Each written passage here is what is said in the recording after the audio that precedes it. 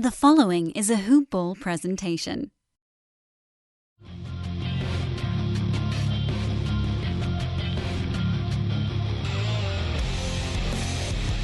Welcome to the Fantasy NBA Today podcast.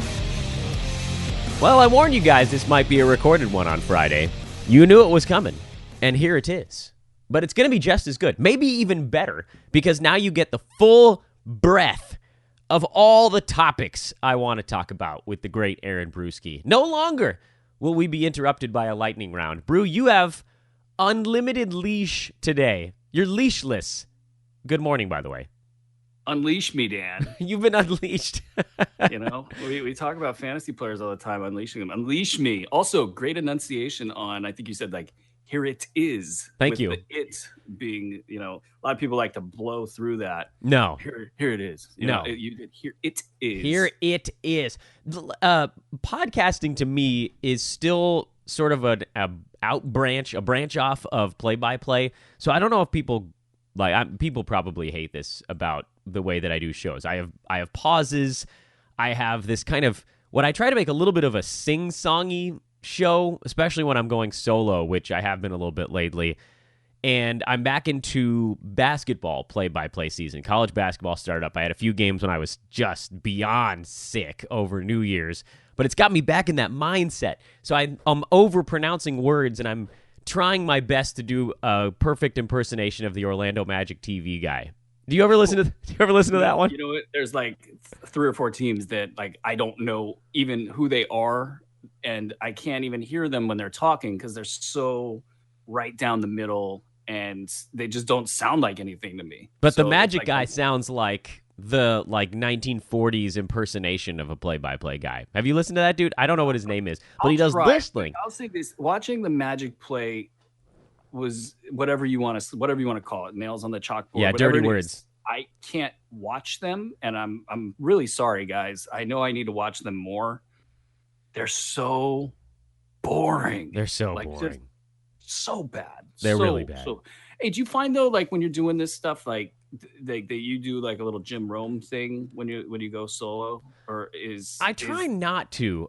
There are some nights where I'm so low on voice that I sort of have to force myself into a Jim Rome type thing where he does like the halted, the kind of yelling, the sort of in your face, the halted talk. I try to avoid that wherever possible. But the Magic guy, and I'm sure people listening will know exactly what I'm talking about. He does this kind of thing. Aaron Gordon. Yeah, you know what you had to do is that. You know who does that? Christian. Oh. Christian does that. But only when he's joking. You're going to nail Christian and he's like sitting in the next room? Actually, I'm not in the studio today. So. Oh, it's underpants studio day for Bruski. I'm more showered and clean than you are, dude. That is true. I've been chasing a kid around all morning. For anybody that doesn't know, I record these podcasts as soon as I now drop my child off at Big Boy Drop-Off Preschool. That's what you got to call it, man. You got to make it sound good. So it's like 2 hours of me frantically trying to prepare snacks and make sure the dog has been able to go outside and pee and get breakfast into the kid and dress the kid and whatever else, which means Daddy doesn't do any of those things. Luckily, I basically eat a Pop-Tart for breakfast every day, so I can do that on the run. And then it's pop a piece of spearmint gum, throw on a hooded sweatshirt, and off we go. And hopefully, remind the listeners of something. I want to just step all over you right now. Can I remind the listeners please. That you still have the diet of a 12-year-old? Oh, yes. Oh, yeah. There's going to come a time in my child's life where there's like these two curves that are coming together where he and I are going to do and eat the exact same things. I don't know exactly what age it's going to be, but it's going to be like, Daddy, it's going to be 12. He's going to be like, Daddy, can we have a Pop-Tart and play video games all day? And I'm going to be like, oh, it happened. Guys, it happened. I'm going to call up everybody I know and be like, it happened, guys. Anyway, I'm Dan Besbris. He's Aaron Bruski. This is Friday's show. This is the weirdness that happens when we don't have questions coming in, and this is we us don't get to talk. Unleashed. I know, so we're having some fun. You, Dan. I miss you we too. We don't get to talk. We have so many orders of business. You know, this is a busy time for the Hoob. Oh yeah. People don't know. And that's kind of the thing with the live show, right? I mean, we have some big projects, like huge projects going on. So they're going to be they're not going to be every week, but they're still going to be frequent. I think that's probably the point. Like this week, we had stuff that just wouldn't allow us to do a live show in the middle of the day. It just wouldn't work. So you guys get a recorded show. If you want to submit questions to be answered, we have this ridiculously low-priced premium membership that a handful of you guys have actually checked out over the last few days, and that's awesome. So if any of you want to get involved with that, we have all these live shows that are happening all the time. I'll break down the whole pricing structure in the middle of today's episode. Bro, I want to ask you about some fantasy stuff before people go to leave a negative review of the podcast. And I got to start with Tibbs. I know that happened a few days ago, but we haven't talked since it happened. Tibbs is gone. We just did an entire show, not an entire show, but Tibbs, it's an interesting topic, even though it went through the news cycle, 24-hour news cycle. It should be done, right? In most cases. But no, this one's interesting because you go from Tibbs to Ryan Saunders. And it's really, it's about as polar opposite as you could get. Tibbs is old, and, if he had continued to coach, I would be worried for his health because of everything that he does to bark on the sidelines as an old school yeller of a coach. And I like how you almost called him Old Yeller, but then veered away from that. I hadn't thought of that, but you did, and I guess everybody else did now. Come on, Tibbs, we're rooting for you. Ryan Saunders, 32 years old, been in the game basically since he, popped out of the womb because, obviously son of Flip Saunders. That dynamic there in Minnesota, I think he's going to get a lot of leash. I think they're going to let him, audition for the job for the rest of the year. He's already talking about better rotations. I think that's a given. I don't even know that we have to say that, including more people in the rotations, but you got players like Tyus Jones and Gorgie Jang that, if we just stop for a second and look at what Tibbs did to destroy Gorgie Jang, that alone, could start to repair itself. Tyus Jones needs more minutes. They could play more up tempo. You got Covington, who got crushed by the Tibbs minutes, and he's out indefinitely, at least as far as the news that I checked, before basically the news as of last night. So I'm excited to watch them. Even guys like Cat and Andrew Wiggins, these are guys that basically are known around the league as being soft, fair or not. I think there's degrees there. They might respond to a 32-year-old coach that, will be the anti-Tibbs in many ways. They could respond, and you could just see an entirely different dynamic around this team. Well, you saw it. Wiggins blew up for 40 in the first game post-Tibbs era. And you can't say it's a one-to-one thing, but then I think it was John Krasinski, right? Or Krasinski. Krasinski is the actor from The Office. Krasinski is the athletic beat guy up in Minnesota who was like, there's music at practice. And I was like, if that's tweet worthy, that tells you a lot about what life was like under Tibbs up there. Yeah, and I would be careful with a lot of this stuff. The dead coach bounce, about that. Oh, absolutely. The gambling side. The 1 to 5 games. That's your window. 1 to 5 games. These smaller markets, the way this works, and Minnesota actually with John and Darren Wolfson has a pretty good 1-2 punch there for reporting.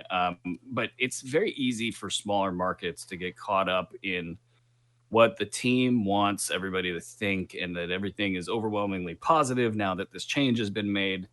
And so maybe it could be oversold is what I'm getting at there, but I'm not selling against that. I think that Tibbs was really not good.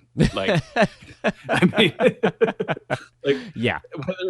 Just Gorgie Jang alone. I cannot believe what he did to that player. Like, Gorgie Jang looked like, if a whistle would blow, he almost like duck and covered, like it was his fault no matter what. And I'm excited to see how they pan out. And, does Andrew Wiggins get a bump up into the middle rounds? I think it's absolutely possible with the lack of players that they have, the possibility that Derrick Rose can't stay healthy for the rest of the year, possibility that Derrick Rose's role gets scaled back and Andrew Wiggins' role gets increased. The list kind of goes on and on. Do you think anybody emerges from the Taj Dario thing, or does it still feel like even if it tipped towards Dario, would it be enough? I think you got to take a flyer on Dario just because he has mid-round upside, provable mid-round upside. We've seen it in the past, and you don't trade. And this might have been one of the things that really, there's a few things. I think playing Covington while knowing he had a knee injury in blowout games, to me, that's a fireable offense. I don't think that was the thing that tipped it over. I think it was personalities and, sort of writing on the wall and Glenn Taylor saying, I'm sick of this. But doing that, yeah, absolutely. That could, with Wiggins, I think that could completely unlock him with Saric. Sorry, I got a little off track there. With Saric, you brought him in, you got rid of Jimmy Butler for such a big cost. Like, to not play him because Taj Gibson is your guy, that has really got to be a sore point. He's a guy in Saric that can completely kind of become a hub for this team, and he's tough. He's not the greatest defender, but he gets in there and he fights. I think he's a good fit next to Cat.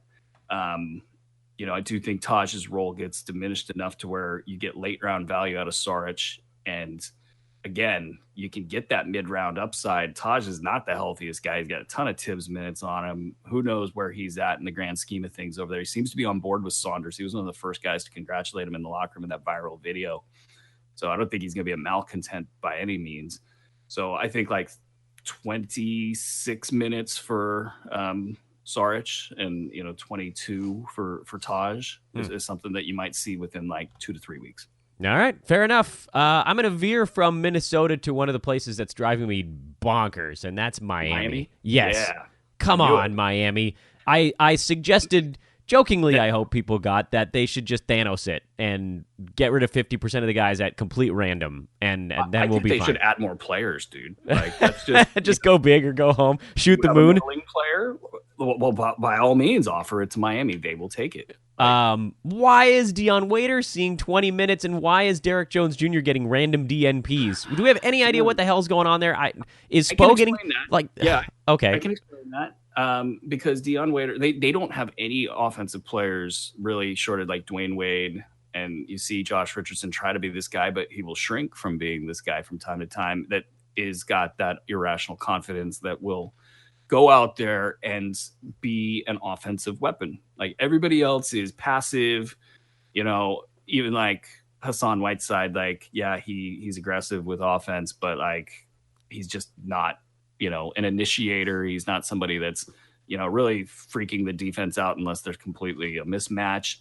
Waiters, even if he's not able to create a mismatch, even if he's not able to move the needle, he thinks he can. And so that, I think, plus the contract, those two things right there move him into being a guy they want to have on the floor. So I'm sure they look at Waiters as a sunk cost, at this point in time. Same thing with James Johnson.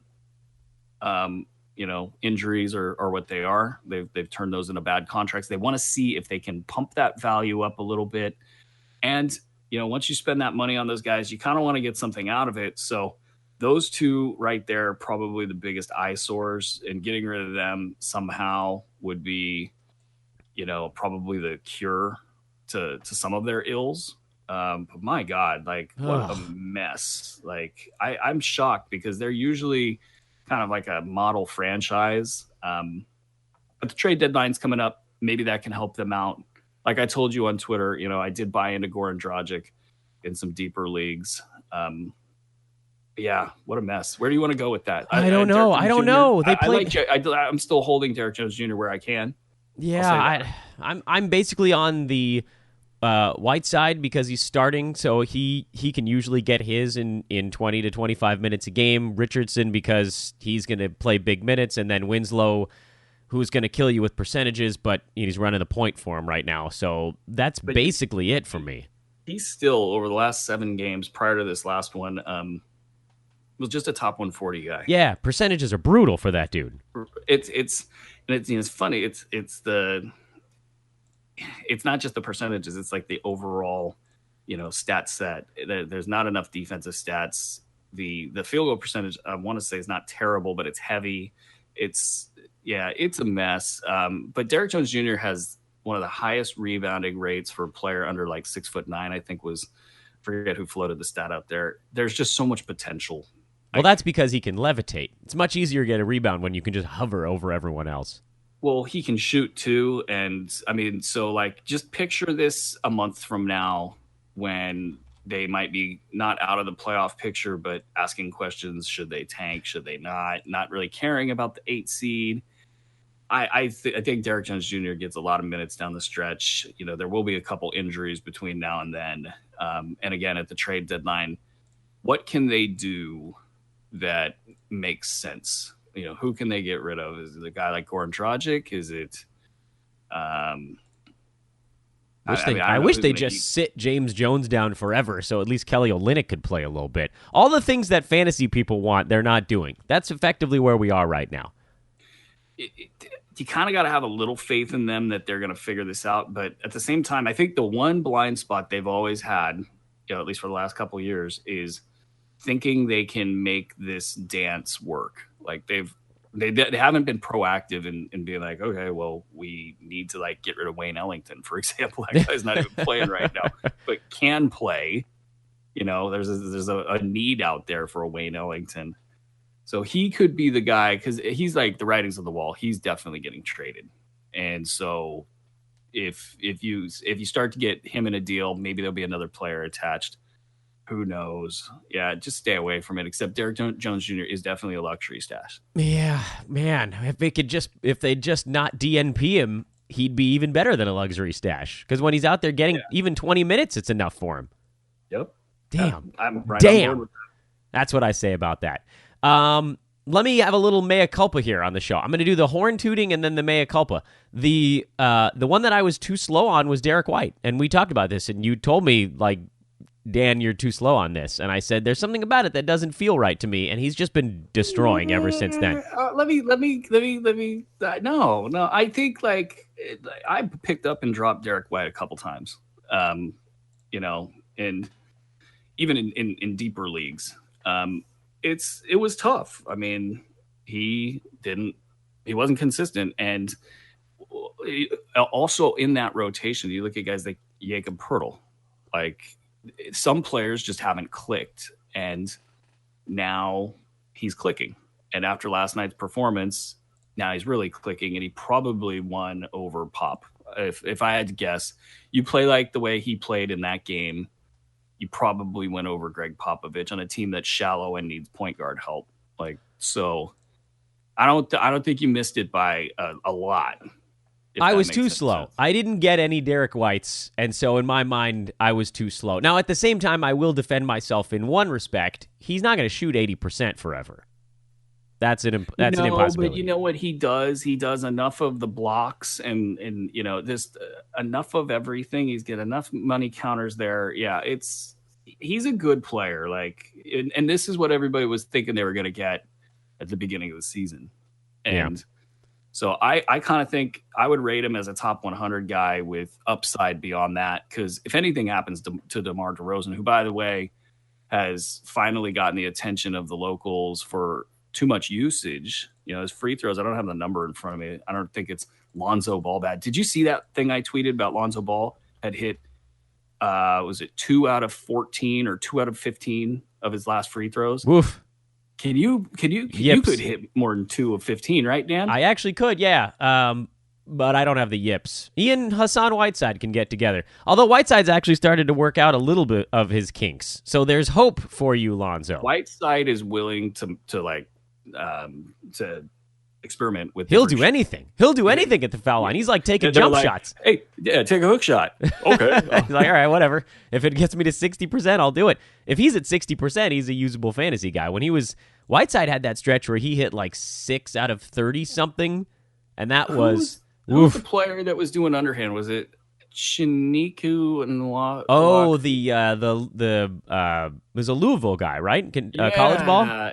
But was he in the pros? I don't know. Somebody's got to do the underhanded thing. It's time. It's so time. Yeah, Chinanu Onwaku, right? Yeah. Nice work, Dan. Yeah. Bring it back, man. Bring it back. Enough of this nonsense. Nobody's going to make fun of you if it's going in. And if they do, you can just flip them the bird. I'm an NBA player making millions of dollars. Who are you? I mean, come on. Whatever. I think but I guess the locker room culture is like what, 30 years behind? So far behind. Come on, sports. At least they're having like nights of inclusion at the arena, so that's a step in the right direction. Okay, so I was too slow on Derek White, but I was right about Gilgeous-Alexander. So I'm going to hit myself in the groin with one, and then I'm going to toot my horn with the other. I said people were getting a little bit ahead of the cart on this one, and he's fallen off a cliff. So do I get a little bit of credit on that one? Yeah, you get a lot of credit because I catch you like maybe 3 times a year missing something. Yeah, well, White was too slow. So there you go. All right, done with the killing myself horn tooting thing. Let's get back to stuff that's going on. And we'll go to Chicago, land of the Boylan. Bobby Portis, his usage is freaking crazy since coming back. I have to assume that as his minutes ramp up and they take the cap off of him, the usage will come down a little bit, but he's chucking away out there, and that seems like probably a good thing, right? This is the difference in some of the 12 and 14 team and the formatting differences where like I held Bobby Portis throughout everything, and it's been painful. But, getting somebody who's top 100 with a little, maybe tiny bit of upside after that, especially if he's not hurt, where he can compile. Because, as a young player, he's supposed to get minutes, even though the Bulls are tanking and, they send a guy away for 4 weeks for anything. Yeah, he's got a lot of usage, and he showed that early on in preseason and early in the season. So I'm all for it. I think he's whatever 22, 24 or more minutes he's going to get. I think you're going to see these similar numbers that he's put into the past, where he's not a defensive stud by any means, but he's starting to hit more threes, and it all just balances out at top 100. So I think that's his floor for the rest of the year. All right. So I think he's a must own. Depending on your league size, maybe even a must-add player. He's a guy that I stashed in a more points formatty type of league. It's an 11 cat that kind of plays like points. 9 cat, he's been bouncing around a little bit. I'll admit he's right in that weird little bubble zone, and we'll use this as a segue to a former Chicago Bull in Justin Holiday, who has gotten his Memphis career started with a whimper. But as you saw, Brew, I was trying to do some digging with my friends in the Memphis media, and they pointed out that he hadn't even had a practice with the team before their third game. Where do we see this going? I mean, it's tough to know for sure, and I've admitted many times on this podcast, this could flame out. He could end up not having enough minutes to make a fantasy difference, but we've also seen him in the past where if he can get up to that, the Marvin line of near 30 minutes, he can be a pretty damn good fantasy guy. Can he get to the Marvin line?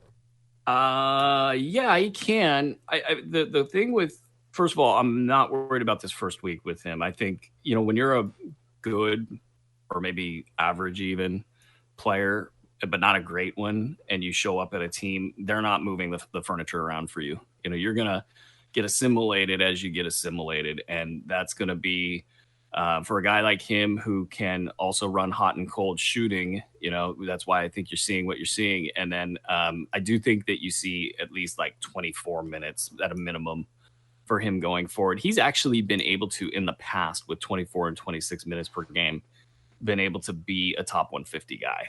So I'm pretty optimistic that he's on the fantasy radar at some point during the next, say, 2 weeks. But the upside question, like, I don't know that upside is there. I think they're pretty stocked in, you got Garrett Temple, who's not going away. Obviously Kyle Anderson, and then just sort of depending on how they work their rotation right now, they got a lot of bigs that they're trying to get minutes for. So they're playing a little big that doesn't, lend itself to spreading out and letting these wings have their minutes. But I do think Marc Gasol, like right now, Memphis is just hanging on to the playoff chase after their fast start. They're a franchise that's somewhat in disarray. Will they trade Marc Gasol is a big question. If that happens, now you're looking at Triple J playing kind of the 30 minutes that everybody wants him to play. JaMychal Green filling into that center and power forward role. Now they spread out and they play small, and that would then help him get up to 30 minutes. Upside, though, I don't know that he crosses top 100 without serious injury assistance. So if you're looking at your roster and you're like, I need to cut somebody. I think he's cuttable. I cut him in even a 14-team league the other day because I wanted a higher upside player. So I don't know that he's must own, but he's definitely not like there has been advice that's been floating around out there that's like, just cut him. Like there's no chance, just cut him. And I don't think that's fair just because every stop that he's been at, Chicago, New York, this is what he's done. He's been a top 150 guy in low minutes. He's a bit of a stat magnet. Yeah, not quite like my other favorite stat magnet. Thank you for that segue, by the way. Jeremy Lin, stat magnet, injury magnet as well. Kudos to VP for filling that one in on Twitter the other day. I was going to take a break there and tell everybody about the premium membership, but you gave me this opening, and so I got to go to Jeremy Lin first. He went crazy when Herter was out for a game, and then he just kept going crazy the next night. He missed a lot of his shots, certainly, which had been kind of unusual for him this year. He's been particularly efficient on that young team. Has Atlanta... So here's my question. Because I watched parts of this game, but I never really know what's going through a coach's head, and maybe you can read it a little better than I can. Did Coach Pierce look at this team with Lin and Trae Young in the backcourt and think, you know what, having Jeremy out there is actually kind of stabilizing Trae Young? Is there a chance that they could try those guys together a little more? Or was a lot of it just the fact that, number one, first game, Herter out, they just sort of needed him on the floor. And then second game, Brooklyn plays a 2-point guard lineup frequently with Russell and Dinwiddie so they could sort of get away with being little. And if they go up against, they're playing Philadelphia tonight, where you're going to have some Jimmy Butler in the backcourt, you can't really play Jeremy Lin on Jimmy Butler, can you? No, you can't. I think this is a lot about Kent Bazemore and Taurean Prince being out, probably more than anything. I do think that if they played Lin more, that he would stabilize the entire team. Knowing he's an injury risk, they really got to pick and choose their spots where they let him loose like this.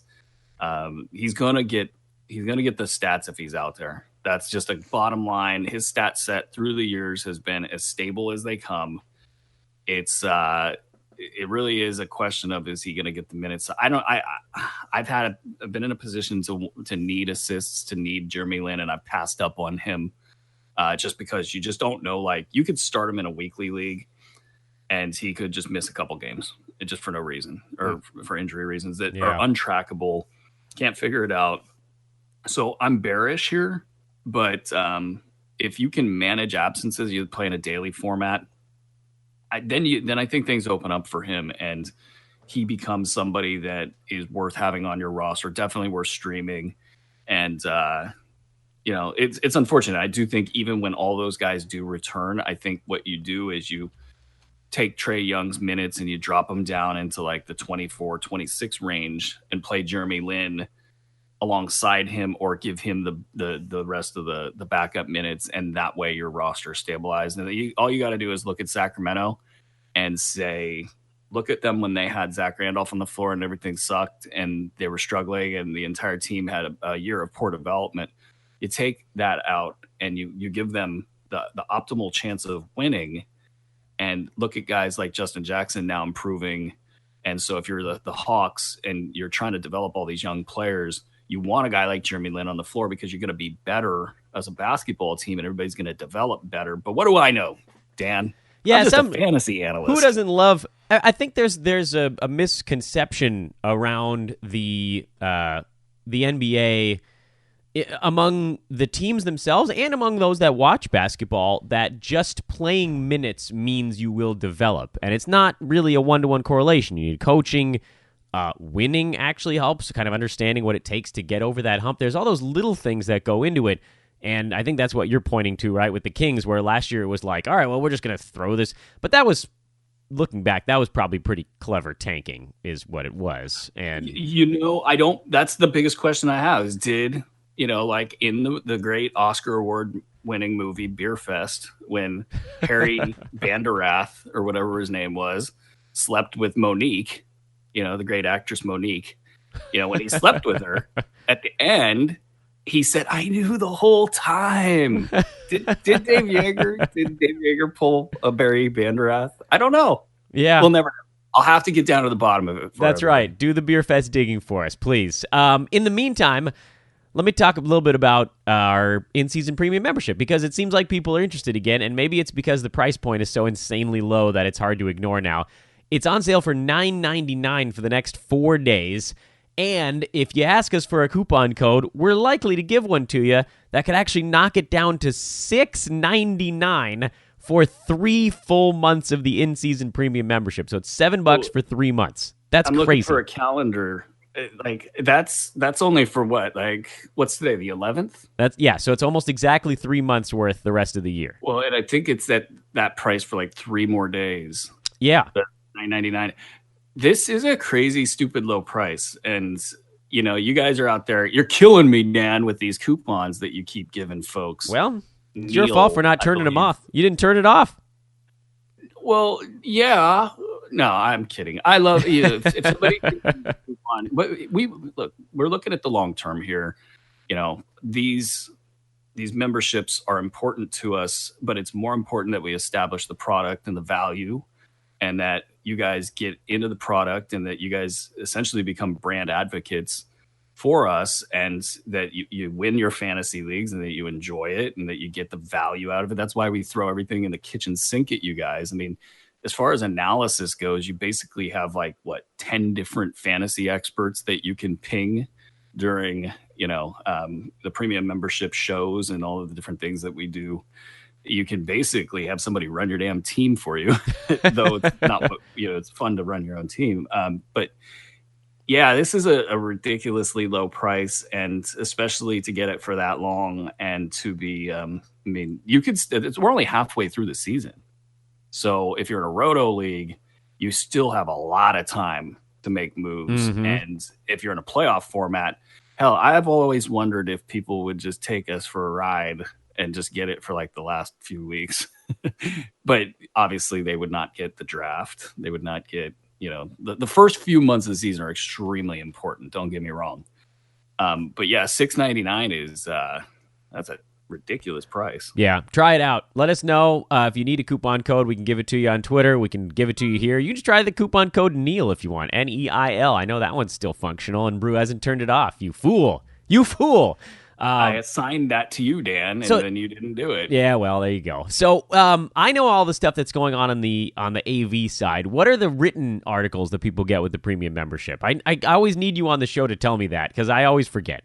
Well, that's the crazy thing about hoop balls. Now we got different departments that are really spread out. And so basically Panda runs content, you run AV, and there's all sorts of other stuff going on as well. But you guys are 2 different universes in many different ways. On the written content side, Pickups of the Night is one of my favorite articles, because you get all this information during the course of the night.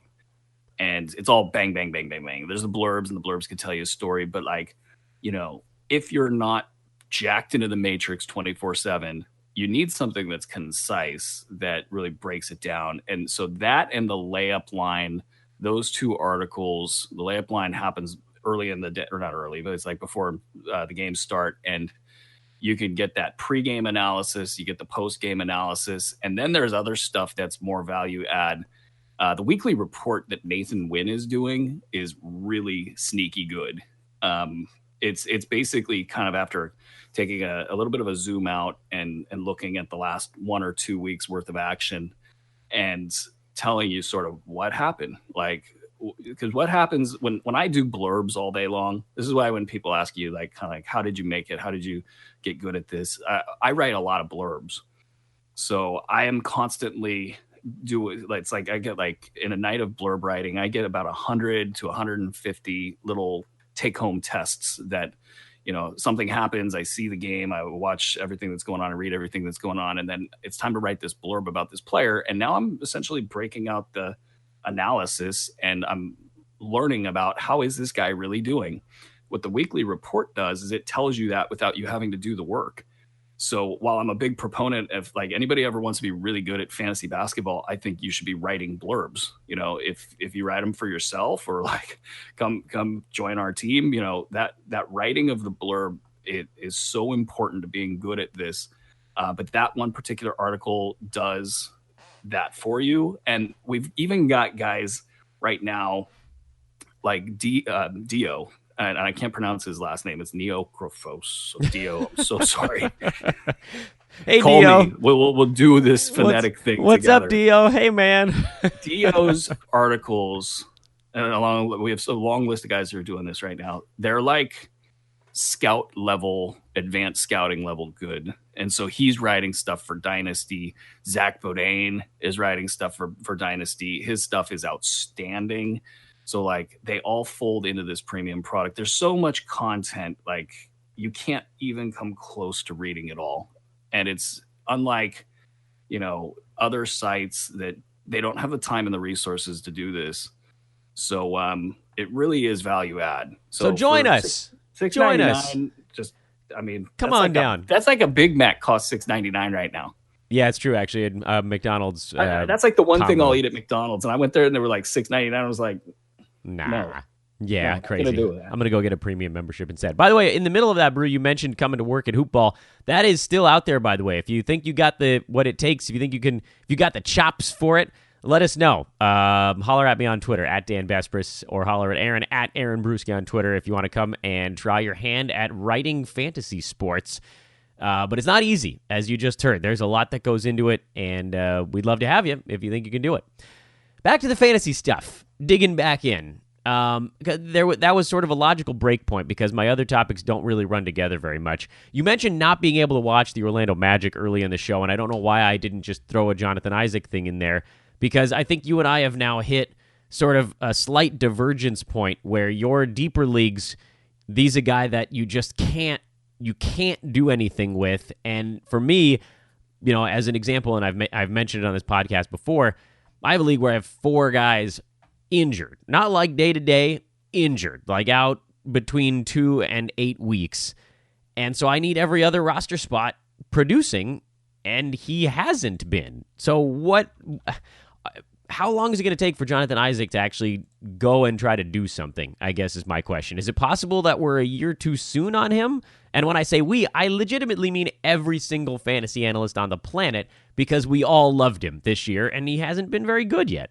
I thought he would be more of a top 100, 110 guy in terms of ADP. And it turned out that I only got him on like one team. I thought I would have just a team full of Jonathan Isaacs. And yes, right now I feel great, sort of not dodged a bullet, but I'm not dealing with this very much. And he was a hoopball sixer. So it's not like we weren't extremely high on him.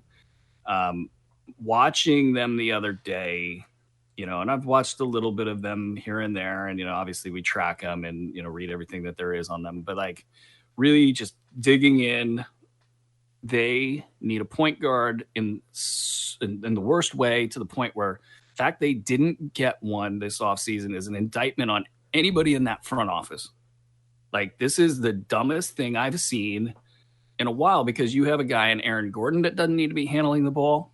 His development has completely screwed him as a player for the next 4 or 5 years. I know that sounds like a screaming hot take, but he's a guy that needs to be playing like Clint Capella. And if he can do anything else, it's just icing on top of the cake. You got a guy in Nikola Vucevic that is really important to them, but he can't really help other players be better, because he needs to get the ball in the post. He's not exactly mobile. And you go down the line, Evan Fournier really has trouble breaking players down. He's skilled enough to do it, but it's such hard work for him. Nobody's afraid of DJ Augustine. And then you have Isaac, who this is a guy that could live off of lobs.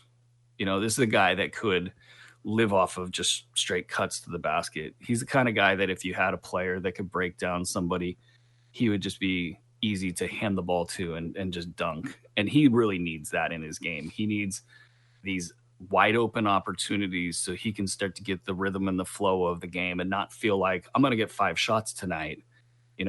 I've missed 3 of them. Okay, I've missed 4 of them. Now I should stop shooting because I'm not contributing. And that's really, and it pervades every aspect of his game, when you're not able to contribute on the offensive side, or you feel lost out there and you feel like you're running back and forth up and down the court and nothing's happening, you start to shrink. You start to go to the edges of the court. And we've seen it with players in the past. You know, I remember, this is a totally different player, but like Nikola Jokic. You know, there was a point in time, was it 2 years ago? You know, big hoop ball guy. Yeah, remember the Jokic bottoming out. Nurkic, the Jokic Nurkic front court that we made people a lot of money by telling you to buy low on Jokic when he was and everybody else is like drop him, blah blah blah. Yeah, there were drop suggestions out there. Drop Jokic. He was like a top 140 guy for about a month to start that year, and then they played him at center, and he went from 140 to top 15. That was crazy. And it was all easy. It was easy. And that's the thing with Isaac, is it's just going to take one thing to click for him. Now, here's the problem, though. I don't know that they can get a point guard. Yeah. Like, there's a couple point guards that like Goran Dragic's probably on the market. You know, I think somebody like a Tyus Jones, or, you know, there's a lot of different point guards out there that could fit there, but it's up to, you know, Orlando management, any team that hires Pete D'Alessandro. You know, I got big question marks about them. Like, they might not figure it out. So what do you do with Isaac? Like, what do I do? I think you hold. I think I mean, unless you're in a format that really crushes you for having essentially an IR player, you know, and I don't know, that's probably a little strong for him, because he's going to come out and he'll have some good games, you know, every once in a while. The problem right now is the frequency of them isn't enough. I think he's a guy you got to try to hold in any way, shape, or form, because if one or two dominoes fall, you know, he's a guy that could be getting like 4 or 5 money counters per game. And that's, you're starting to get into Robert Covington territory. That's like top 30, top 40 territory. If, you know, things click. Yeah. But a point guard. So looking at it, if you say, if they get a point guard, that's to me is the metric. Like, you gotta, like, if you start to hear rumors that there's a point guard coming, then what you tell yourself is that top 50 value is also coming with it. All right, let's talk about another potential stash situation, and that's the Knicks, their center spot. Also, Mario Hezonja is playing lately. What do we think's going on there? Timeline, Mitchell Robinson, not like maybe coming back soon. The dismissiveness in your voice. Yeah. Mario Hezonja. I don't know, man. The injury stuff that I'm dealing with right now, I actually did have to pick him up in one spot because I legitimately don't even have enough guards to field the lineup. I think there's a rationale. I mean, I picked up and dropped Mario Hezonja like 3 or 4 times in the beginning of the year. Well, if he plays for a week in this David Fizdale weird rotations, I'll take a week if that's all I get. But my question is more about Kornet and Mitchell Robinson. Would you put one of those guys over the other one? I'm going to put Kornet over Mitchell Robinson just because I think, like, Robinson, he's not going to get as many minutes, I think, as Kornet will. And Kornet has similar types of upside with the ability to get blocks and threes. Robinson, though, could, I mean, legitimately, if he was to get let loose and play 28 minutes a game, I think he would get close to 4 blocks per game. Like, and I really don't know what he would get because I think he's so young that he's going to just try to jump at everything and coaches aren't going to try to reel him in. But no, I like Kornet a little bit more because I think he, like, you know, just sort of prototypical, you know, 5-out sort of center that can shoot. He's got a good amount of mobility. I think he could stay on the floor, not get targeted too much. But I think the pairing of the two is really good. Like, I think that from a coaching standpoint, you could mix and match some minutes and some lineup looks there. And, you know, if you have a lineup that needs defense, you could bring in Mitchell Robinson or needs rim protection. And if you need some offensive lineups, you could bring in Kornet. But I think the Cantor being out of New York is that ship has sailed. I mean, the dude ate 7 hamburgers like the day before practice the other day. And then he was questionable with an illness. That was amazing. I once ate a pizza and a half before in the middle of a double 2-a-day practice. Oh God. And you can only do that when you're like 12 years old. No, actually I was like 14 or 15 and it was hell. like that. These were legitimately sized burgers too. So anyway, I think he's out. Just and talking with Kings people, like there was interest there, like the New York shopping him. This is that downside, scenario that we had worried about with Canner, is that he would talk his way out of New York, and it's not on him. I don't think Canner's done anything wrong with this. I just think he's really vocal when he's not happy, and New York being kind of a bleep show. And they're in hard tank mode. I mean, they're in like overt tank mode. Yeah, and Perry is, trying to make a name for himself there. He's got his guys. I don't know. Like it's just a blank show there. All right, so a little bit of a wait and see, I think, is what we're going on. Oh no, I think both of them are must-own players. Oh, Cornette and Robinson. Cornette and Robinson. I'm sorry. Like somebody in your league should have a spot on their roster for both of those players, because Canner will be gone. Cornette can be, I think, top 100, maybe even top 75. And same thing with Mitchell Robinson. I'll put it to you this way. One of my best competitors in big money leagues is not even close to dropping him. And so, I'm bullish, Dan. Bullish. All right. Fair enough. Next one on the docket here, and I'm trying to decide what direction to go. I guess we're going to Washington. I did a whole rant about it myself on a podcast, so I'm going to mostly stay out of this one. Thomas Bryant, Jan Mahinmi have been... a big pushback on you. Yeah, it was just a choice of word, people. Listen to the freaking show before you lose your mind. I spent like 6 minutes of that show. I'm more mad at you about Thomas Bryant than I am Derek White. I'm going to join them. I think Thomas Bryant is... I mean, Brooks could screw this up. Don't get me wrong. But he's like... He could have like top 50 upside. Well, the show, I basically said, I hope people drop him because I'll scoop him up first thing. This is what happens when you go against Joel Embiid on back-to-back nights. You look bad. You look bad. Steven Adams before that. I think there was somebody else big. Yeah, there was only one in there where I was like, I can't completely explain why he didn't play in this one. It was like the fourth game back. I think it was... let's see. They had Whiteside, Adams. It was Whiteside, yeah. It was Whiteside. And all four of those games you could explain pretty easily if you go all the way back to like a game against Indiana. That was like the one where you're like, I don't really get this one. One of the tweeters was right. He got hit with some questionable fouls against Joel Embiid. And that's what happens to a young player. And Joel Embiid is like... I think what the next thing. So now that we've uncovered the James Harden travel thing, and by the way, that tweet went extremly viral. Yeah, it did. Goodness gracious. Underbelly of society when that stuff happens. So James Harden's travel, which I know that I have been telling everybody. So what you're saying? So what you're saying is you got some real fun new followers out of it?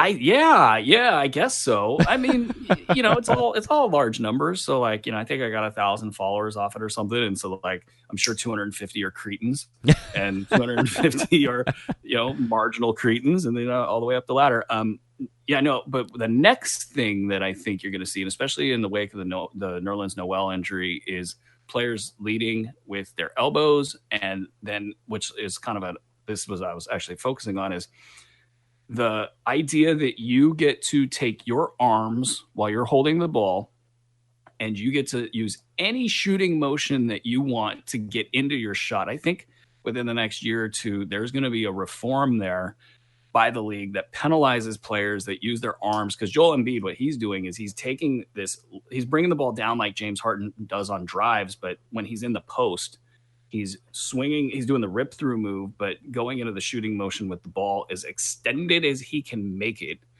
And it's getting all sorts of body contact. And that's how, long story short, Thomas Bryant got nailed. And it's, he's a rookie. He needs to know that he got to keep his hands in his pockets, and he cannot try to body, superstar in Joel Embiid, because that's going to be an easy whistle for the refs, because the stars get calls in this league. He's going to be fine. Like, he can be good in 20 minutes. There's no way he doesn't get 20 minutes per game for the rest of the year. Like, there's just no way. They don't have players. Jan Mahinmi, for as well as he's playing right now, he has no history of staying healthy, like none. And that then you get to the fact that the league plays small and this run of large centers is going to end. So pick him up, buy low, do whatever you got to do. He's been great.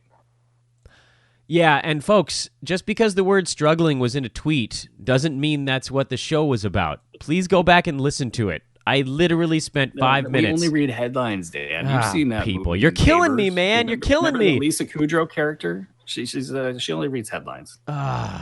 People. I explained this whole thing. I love Thomas Bryant. I want him on my team, and I hope that people drop him from the bad games. See? You and him should get an apartment together. What do I got left on the docket? We're down to about 2 topics left, I think. We're getting to the real dregs now. Utah has no point guards left. They have 3 point guards hurt. Does this just mean finally we're going to get some better Joe Ingles and Donovan Mitchell? They hope so. What a mess. Dante Exum, Ricky Rubio, and Raul Neto are all out. That's crazy. Yeah. I think that Utah really, they gambled by keeping the band together and by paying Derek Favors. That was weird.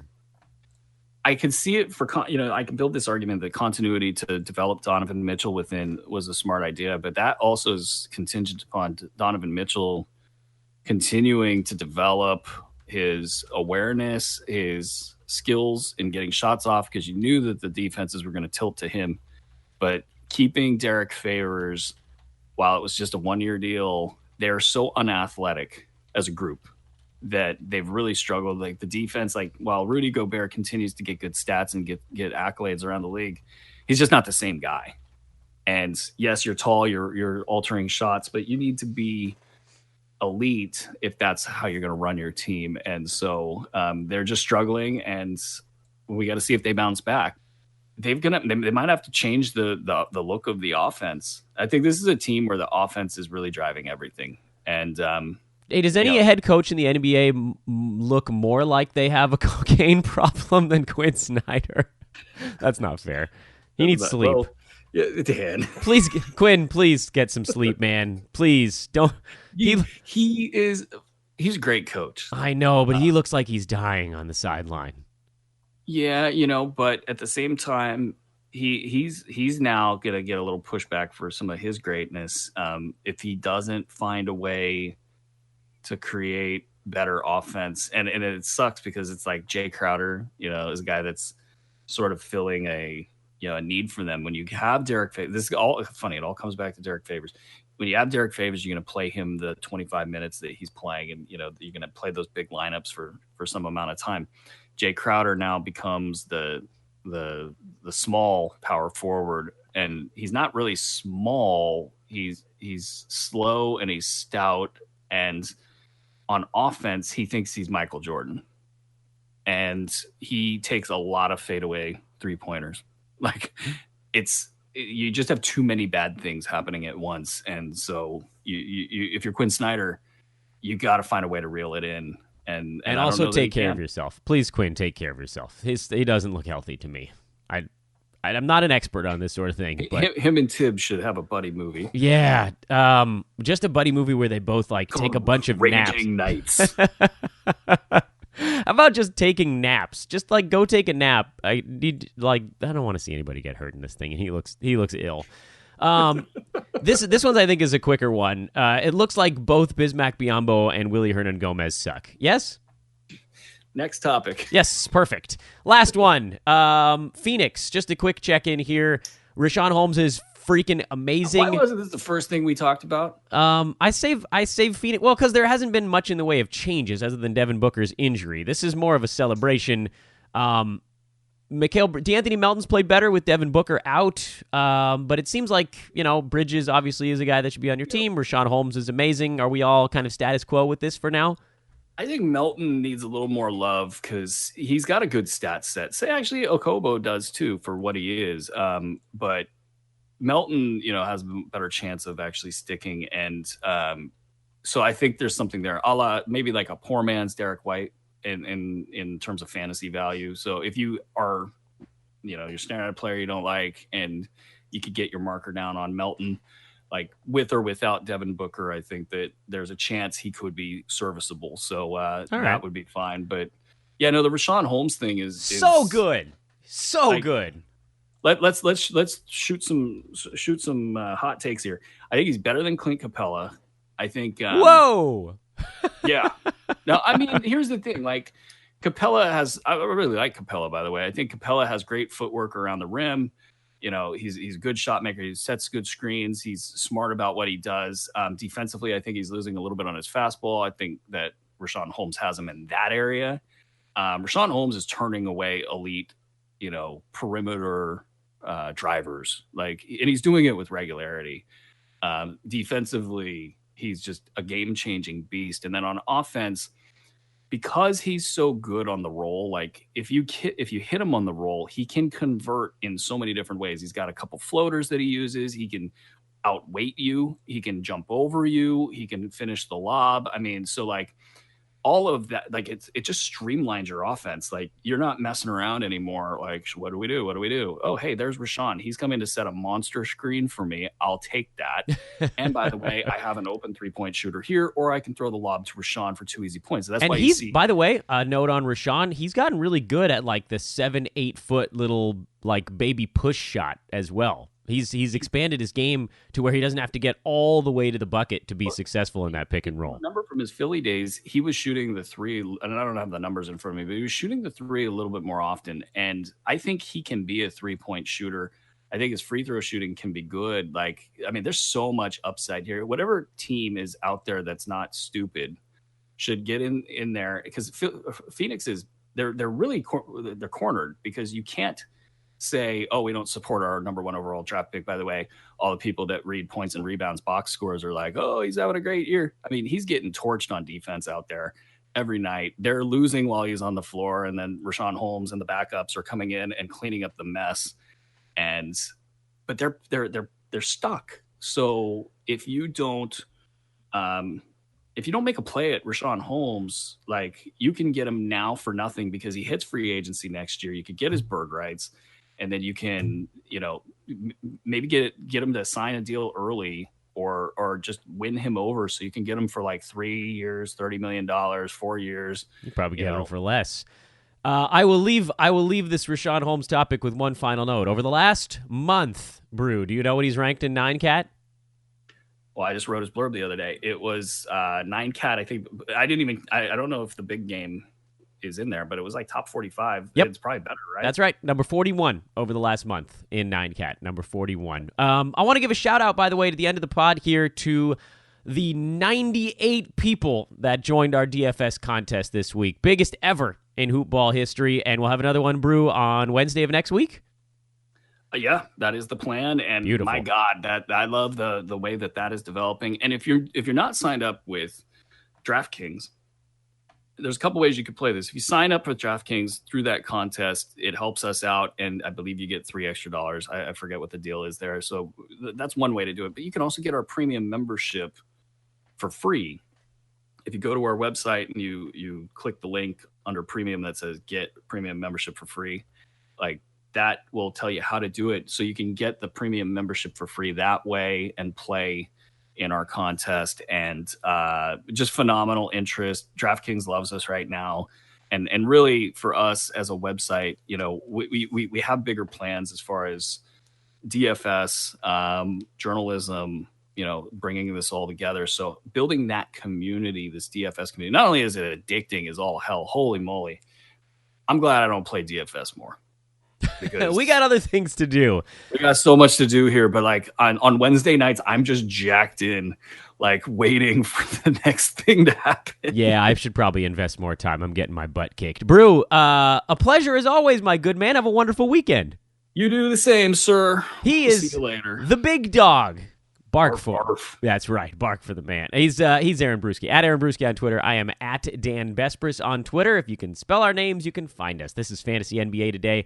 Brought to you by Hawaiian Isles Kona Coffee Company. Almost forgot to talk about them for a minute. You got to try the chocolate coconut. Chocolate coconut. Oh, my God. How decadent. Freaking awesome, dude. How decadent. At HI Kona Coffee on Twitter. Check them out. HawaiianIsles.com is the website, or just type in Hawaiian Isles on Amazon. You can get their good stuff sent right to your door. Back on Monday, reverse chronological lightning round, just a couple days away. So long.